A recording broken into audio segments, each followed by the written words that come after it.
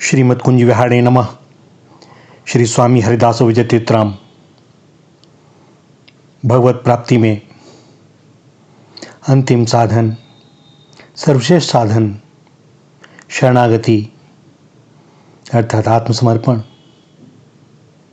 बहुत से लोग इसे बड़ा सरल समझते हैं और कहते भी हैं कि भैया हमारा जीवन तो भगवान को समर्पित है। लेकिन कुछ ही समय बाद हम स्वयं देख सकते हैं कि यह कितना सत्य है। थोड़े ही देर बाद कोई मान अपमान की बात आवे, धनमान की बात आवे, श्रेष्ठता की बात आवे, विद्वता की बात आवे, वहाँ अहम घुसे बिना मानता नहीं। दैन्य की बातें स्मरण नहीं रहती। यह कार्य हमने किया, हम जानते हैं, हम बड़े परोपकारी हैं, सदा पुण्य कार्य करते हैं। भैया कहाँ तुम कर सकते हो? क्या बल है तुम्हारे पास अपना?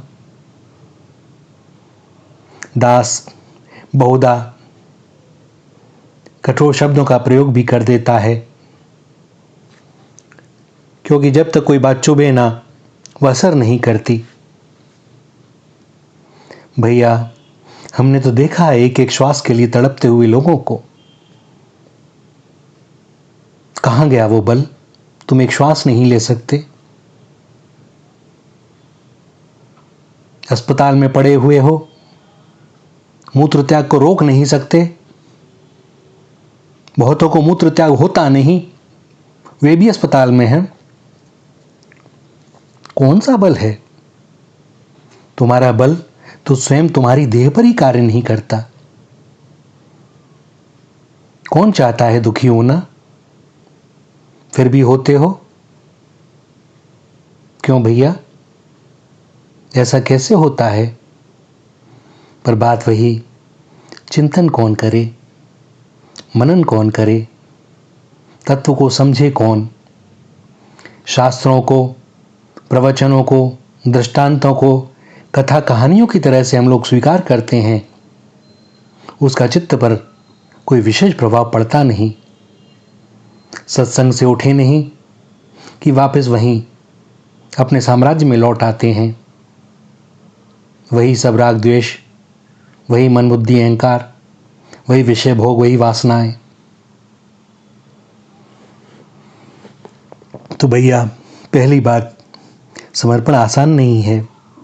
केवल यह कह देने भर से नहीं होता कि मेरा आपकी कृपा से सब काम हो रहा है, करते हो तुम कन्हैया मेरा नाम हो रहा है। सत्य बात तो यह है कि हम यहाँ पर भी कन्हैया को बोल रहे हैं, केवल दैन्य का दिखावा है और कुछ नहीं इसके अतिरिक्त। अगर समर्पण होता तो यह बोलने की सामर्थ्य भी ना रहती कि करते हो तुम। अरे भैया इसमें बोलना क्या है? जो सत्य है उसको तो स्वीकार किया जाता है।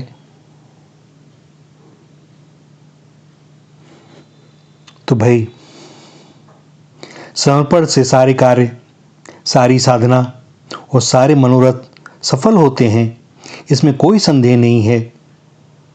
हठ योग और राजयोग की अपेक्षा समर्पण का मार्ग बड़ा कठिन मार्ग है। समर्पण में कर्म, भक्ति और ज्ञान का पूर्ण समन्वय है। हाँ, एक बात और कि हमारे समर्पण पूर्णतः प्रीतिपूर्वक होना चाहिए। नम्रता, आज्ञा पालन, भगवान की सेवा और भगवत भाव से जगत के प्राणियों की यथाशक्ति सेवा सहायता करना, यह तो हुआ शरीर का समर्पण।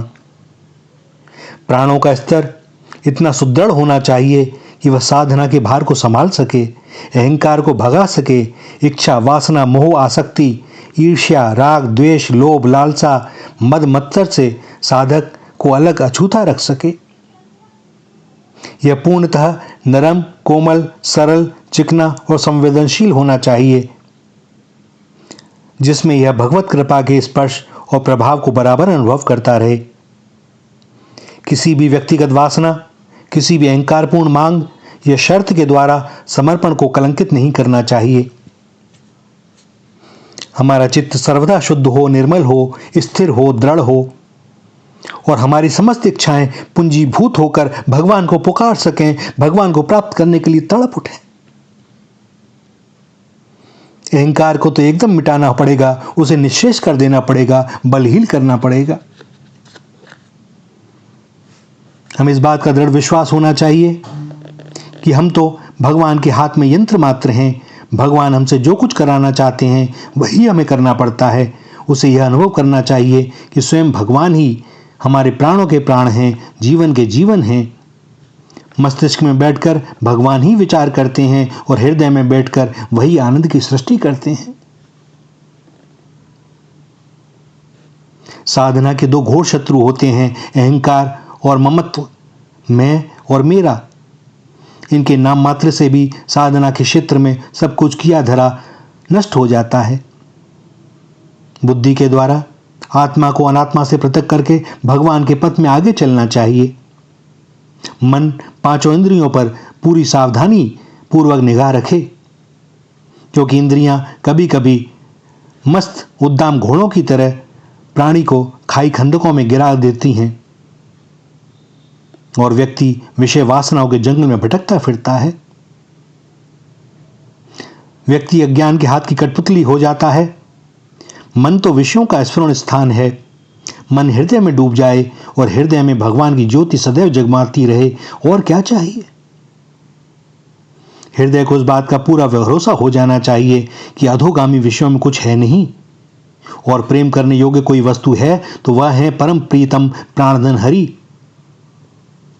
और जब वह दिव्य प्रेम हृदय को स्पर्श करता है तो मार्ग अपने आप ही सुगम हो जाता है, सरल हो जाता है। कोई कठिनाई रहती नहीं, सारी बाधाएं स्वतः ही दूर होती चली जाती हैं।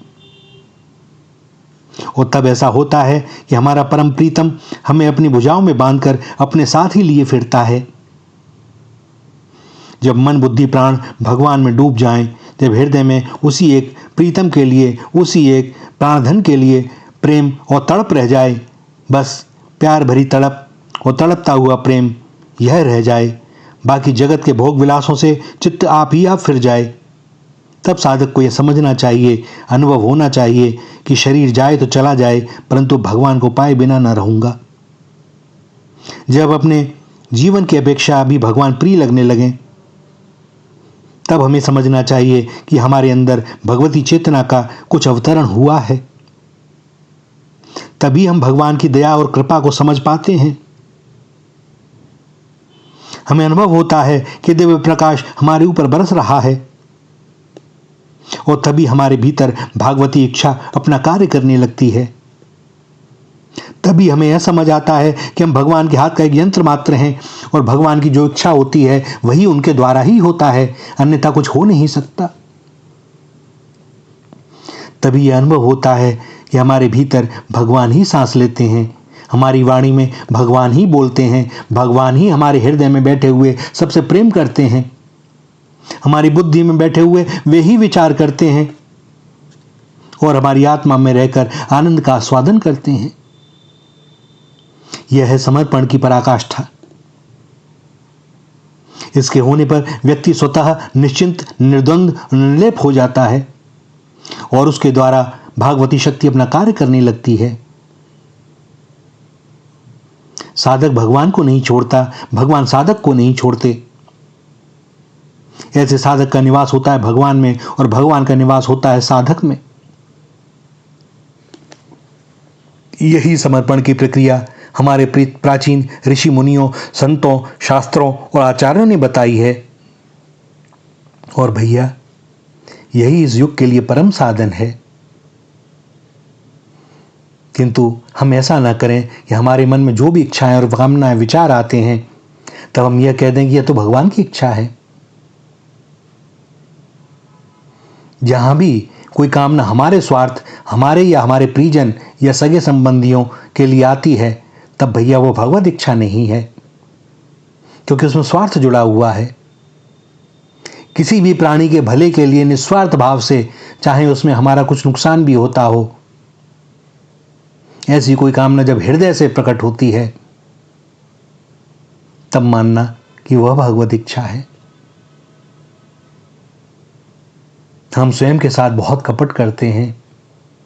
हमारी आत्मा कई बार बोलती है ऐसा न करो, ऐसा करो, किंतु हमारी प्रैक्टिकल बुद्धि उसकी आवाज़ को दबा देती है, और दबाते दबाते इतना दबा देती है कि बस फिर तो कोई आवाज़ आती भी नहीं, और हमें लगता है हम जो कर रहे हैं सब भगवत इच्छा से कर रहे हैं। उनकी इच्छा ना हो तो पत्ता नहीं हिलता, तो हम कैसे कर सकते थे? भैया, यह भी स्मरण रखो कि भगवान ने हमें पूर्ण स्वतंत्रता दी है। भगवान कभी रोकते नहीं। भगवान यह भी नहीं कहते कि मेरे पास आए बिना तुम्हारा उद्धार नहीं होगा, मेरे पास आना ही पड़ेगा। उन्हें हमारी कोई मान खुशामद प्रिय नहीं है। वे नहीं चाहते कि हम चाटुकारिता करें।